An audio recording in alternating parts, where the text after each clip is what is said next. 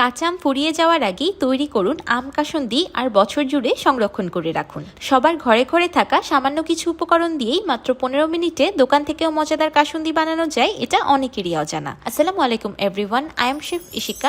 আম কাসুন্দি বানানোর জন্য আমি প্রথমেই নিয়ে নিয়েছি 1 কাপ কালো সরিষা, সেই সাথে নিয়ে নিয়েছি হাফ কাপ হলুদ সরিষা।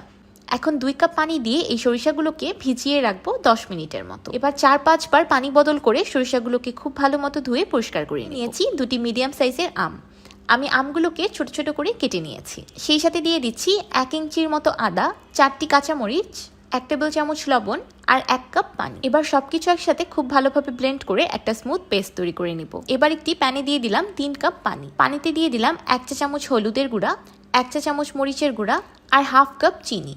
এবার সবকিছু একসাথে খুব ভালোভাবে মিশিয়ে পানিতে একটি বলক তুলে নিব। এবার দিয়ে দিচ্ছি আগে থেকে তৈরি করে রাখা সরিষা আর আমের পেস্ট। বলক চলে আসার পর কাসুন্দিটাকে আমি আরো 2 মিনিটের মতো ফুটিয়ে নিয়েছি। এবার দিয়ে দিলাম 1 কাপ ভিনেগার। এবার দিয়ে দিলাম হাফ কাপ সরিষার তেল।